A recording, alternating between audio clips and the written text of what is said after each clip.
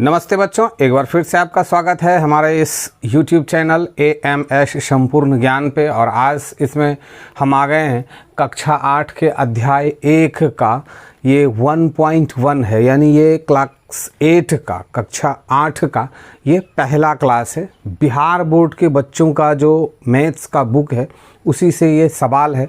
सवाल क्या है इसको आगे देखेंगे, लेकिन अगर आप मैथ, फिजिक्स, केमिस्ट्री, बायोलॉजी पढ़ना चाहते हैं तो भी हमारे प्लेलिस्ट में जाके आप देखेंगे तो आपको और भी दूसरे विषयों की पढ़ाई मिल जाएगा। अभी स्टार्ट किए हैं, पता नहीं आप इसको कब देख रहे हैं, तो जब बहुत दिन बाद देख रहे होंगे तो आपको सब चीज़ मिलेगा। रिसेंटली देख रहे होंगे तो थोड़ा सा आपको लगेगा कि सर झूठ बोलते हैं, मगर ऐसा नहीं है। सीक्वेंस वाइज वीडियोज़ आएंगे तो आप उसको उसमें देख पाएंगे। 7 क्लास का भी मैथ्स अगर पढ़ना है तो आपको मिल जाएगा। 6 क्लास का मैथ पढ़ना है वो भी मिल जाएगा। तो 6 से 10 क्लास तक के सभी विषयों की पढ़ाई मेरे द्वारा आपको दिया जाएगा। तो आज ये क्लास 8 का प्रश्नावली 1.1 है और इसमें जो कह रहा है उसको हम लोग देखेंगे क्या कह रहा है। लेकिन क्लास को आगे करने से पहले आपसे मेरा रिक्वेस्ट है कि प्लीज़ अगर आप चैनल पर पहली बार आए हैं तो चैनल को सब्सक्राइब करना नहीं भूलेंगे और वीडियो को लाइक करना नहीं भूलेंगे। वीडियो लाइक ज़रूर करेंगे। अगर आपको पसंद आए वीडियो, आपको क्लास अच्छा लगे तो आप इसको लाइक ज़रूर करेंगे। तो क्या है देखते हैं।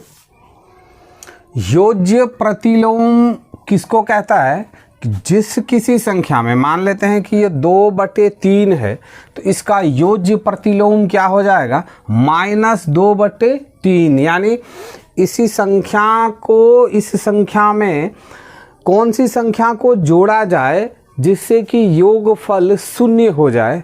जब वो 0 हो जाएगा तो उसी को योज्य प्रतिलोम कहा जाता है। जिस संख्या को इसमें जोड़ने से योगफल 0 प्राप्त हो जाएगा उसी को योज्य प्रतिलोम कहा जाता है।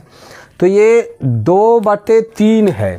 ये क्या है, 2/3 है। इसमें अगर हम जोड़ते हैं, क्या चीज़ जोड़ते हैं, ऋणात्मक को जोड़ देते हैं। इसी संख्या के ऋणात्मक मान को अगर हम जोड़ देते हैं तो ये क्या हो जाएगा, 0 हो जाएगा। कैसे हो जाएगा वो अभी हम लोग देख लेते हैं। इस 3 का अगर लघुत्तम निकालते हैं तो क्या होगा, 3 होगा। इसको जोड़ने के लिए हमको लघुत्तम लेना होता है, ये आपको पता है।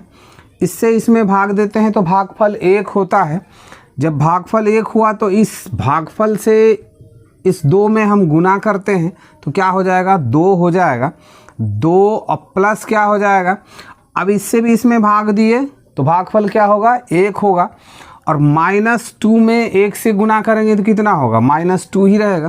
तो अब इस 2 में -2 को जोड़ देना है तो कैसे लिखेंगे, इसको इस तरह से लिखना होगा। अब इसको, ये प्लस है ये माइनस है, प्लस और माइनस जब आपस में गुना करता है तो क्या हो जाता है, वो ये माइनस बन जाता है। तो अब ये क्या लिखा जाएगा, देखिए 2 - 2/3। अब ये बराबर क्या हो जाएगा, ये तो 0 हो गया और नीचे क्या हो गया हमारा 3। और जब ऊपर का अंक ही हमारा 0 हो गया तो नीचे के अंक का अब कोई मान ही नहीं रह गया। यानी अंश जब हमारा 0 हो गया तो हर पे कुछ भी है इसका कोई मान ही नहीं है। तो ये 0 हो गया। कैसे 0 हो गया, -2/3 को 2/3 में ऐड करने से हमको ये 0 प्राप्त हुआ। तो योज्य प्रतिलोम क्या हो गया हमारा, ये -2/3। ये हमारा इसका 2/3 का योज्य प्रतिलोम है। अब नेक्स्ट है, देखिए ये हमारा नंबर 1 तो कंप्लीट हो गया। अब नंबर 2 में क्या है, ये 25/9 है, 25/9 है। अब इसमें हमको क्या करना है, इसमें भी हमको -25/9 को जोड़ देना है। जब हम इसको जोड़ेंगे तो फिर से क्या हो जाएगा हमारा, फिर से वही हो जाएगा, 9 हमारा लघुत्तम आ जाएगा। इस 9 से इस 9 में भाग देंगे तो भागफल 1 होगा। यहाँ पे हम 25 लिख देंगे, प्लस का चिन्ह दे दिए। अब इस 9 से इस 9 में भाग दिए तो फिर भागफल 1 हुआ और 1 इसमें गुना किए तो 25 ही रहा। तो अब हम इसको क्या करेंगे, -25 को इसके साथ ऐड करेंगे। तो ये तो डायरेक्ट ऐड होगा नहीं, अब ये प्लस ये माइनस, प्लस माइनस क्या हो जाता है, गुना करने से माइनस हो जाता है। तो ये 25 और -25 और बाय 9 इक्वल टू क्या हो जाएगा, 0/9। और अभी हम आपको बताएं कि जब हमारा अंश 0 हो जाए तो हर में कोई संख्या है उससे कोई मतलब ही नहीं रह जाता है। तो ये 25/9 और 25/9 का योज्य प्रतिलोम क्या है, -25/9। समझ में आ रहा होगा, मुझे तो उम्मीद है।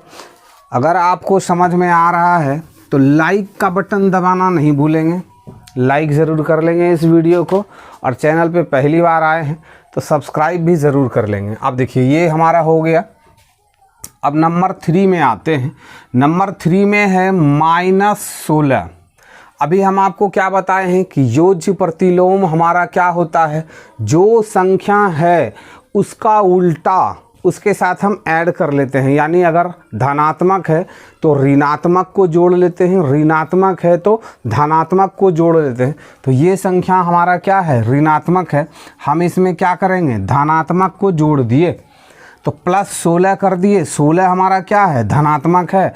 तो जब -16 में +16 करेंगे तो क्या हो जाएगा, ये है माइनस ये है प्लस, तो प्लस माइनस आपस में जब क्रिया होता है तो क्या हो जाता है, माइनस का क्रिया हो जाता है। तो माइनस का क्रिया हो गया तो 16 में 16 चला गया तो क्या हो गया, 0। और ये 0 कैसे प्राप्त हुआ, 16 को ऐड करने से। तो -16 का योज्य प्रतिलोम क्या हो गया, 16 हो गया। समझ में आ गया होगा। नेक्स्ट आते हैं, देखिए -15/8। -15/8 ये ऋणात्मक पूर्णांक है। अब इसमें हम क्या करेंगे, धनात्मक पूर्णांक को ऐड कर देंगे, 15/8 इसको जोड़ लेंगे, इसका लघुत्तम निकाल लिए 8 हो जाएगा। इससे इसमें भाग दिए, भागफल 1 आएगा। अब यहाँ पे -15 प्लस इससे इसमें भाग देंगे तो भागफल 1 होगा और ये फिर 15। अब इस माइनस प्लस का जो क्रिया होता है, इस क्रिया को होने से क्या हो गया, माइनस हो गया। तो यहाँ क्या हो गया, 0/8। और मैंने फिर आपको बताया कि जब अंश 0 हो तो हर का कोई मोल ही नहीं है। तो ये कैसे संभव हो पा रहा है, ये 0 कैसे हो पा रहा है, इस 15/8 के बदौलत। तो इसका आंसर क्या हो जाएगा, इसका योज्य प्रतिलोम क्या हो जाएगा, -15/8 का योज्य प्रतिलोम क्या हो जाएगा, 15/8। नेक्स्ट क्या है, देखिए 5 नंबर में 0। अभी तक हम लोग क्या कर रहे थे, 0 का ही तो खेल कर रहे थे कि 2/3 में क्या ऐड करें कि 0 प्राप्त हो जाए, 25/9 में क्या ऐड करें कि 0 प्राप्त हो जाए, -16 में क्या ऐड करें कि 0 प्राप्त हो जाए, -15/8 में क्या ऐड करें कि 0 प्राप्त हो जाए। और इस बार तो 0 ही है, तो 0 में क्या ऐड किया जाए, 0 में 0 को ऐड कर दीजिए तो भी 0 रहेगा, ये भी तो 0 ही रह गया। तो 0 का 0 ही योज्य प्रतिलोम है। लेकिन अब आप इसमें ऐसा गलती मत कीजिएगा कि ये 0 है तो इसमें हम -0 कर लेते हैं।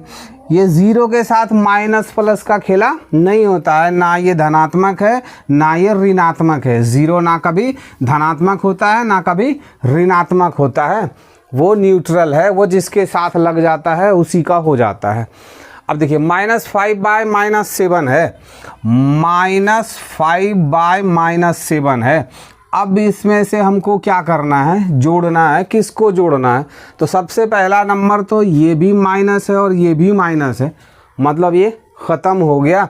अब ये ख़त्म हो गया तो अब ये क्या हो गया, हमारा 5/7 हो गया। अब इस 5/7 में हम क्या करेंगे, -5/7 को ऐड कर देंगे तो हमारा लघुत्तम कितना आ जाएगा, 7 आ जाएगा। इससे इसमें भाग होगा तो यहाँ पे 5 हो गया, और प्लस इससे इसमें 7 से 7 में भाग देंगे तो भागफल 1 हो जाएगा, और इस -1 में गुना कर देंगे तो क्या हो जाएगा, ये -5। तो बराबर क्या हो जाएगा, प्लस माइनस आपस में गुना करेगा तो माइनस हो जाएगा।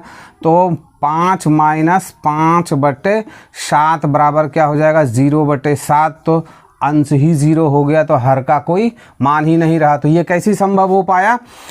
-5/-7 का योज्य प्रतिलोम क्या हुआ? -5/7।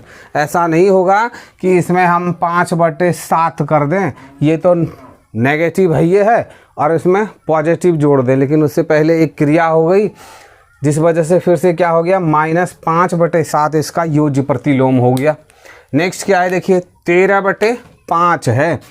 ये जो 13/-5 है, तो नीचे में -5 देने का मतलब है कि ऊपर भी -5 है, तभी नीचे में दिया हुआ है। तो ये और ये दोनों कट के ख़त्म हो गया, तो अब ये क्या हो गया, ये 13/5 हो गया। और अब इसमें आपको क्या जोड़ना है, -13/5।